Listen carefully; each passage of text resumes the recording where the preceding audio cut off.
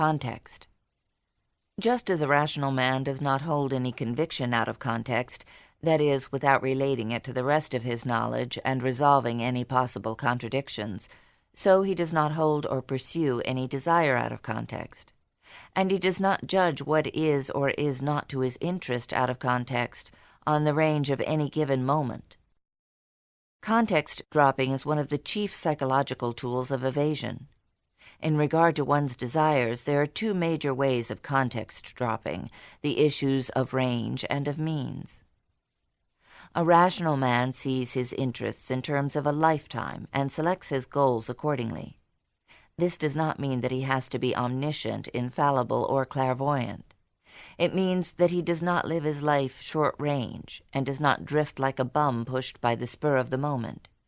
It means that he does not regard any moment as cut off from the context of the rest of his life, and that he allows no conflicts or contradictions between his short-range and long-range interests. He does not become his own destroyer by pursuing a desire today which wipes out all his values tomorrow. A rational man does not indulge in wistful longings for ends divorced from means. He does not hold a desire without knowing or learning and considering the means by which it is to be achieved. Since he knows that nature does not provide man with the automatic satisfaction of his desires, that a man's goals or values have to be achieved by his own effort, that the lives and efforts of other men are not his property and are not there to serve his wishes, a rational man never holds a desire or pursues a goal which cannot be achieved directly or indirectly by his own effort. It is with a proper understanding of this indirectly that the crucial social issue begins. Living in a society, instead of on a desert island, does not relieve a man of the responsibility of supporting his own life.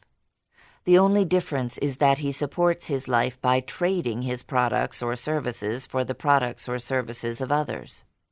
And in the process of trade, a rational man does not seek or desire any more or any less than his own effort can earn. What determines his earnings?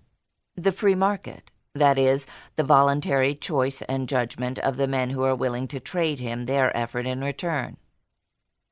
When a man trades with others, he is counting, explicitly or implicitly, on their rationality, that is, on their ability to recognize the objective value of his work. A trade based on any other premise is a con game or a fraud. Thus, when a rational man pursues a goal in a free society, he does not place himself at the mercy of whims, the favors, or the prejudices of others.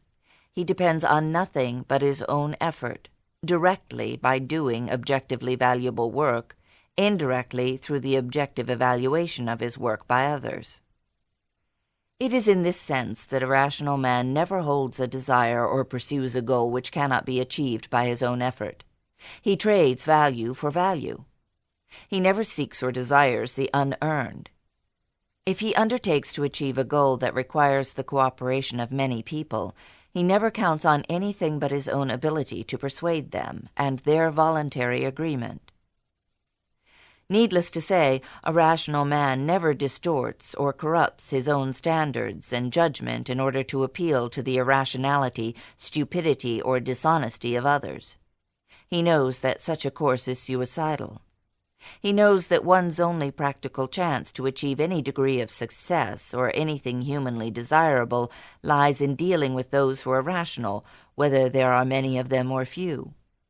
If, in any given set of circumstances, any victory is possible at all, it is only reason that can win it.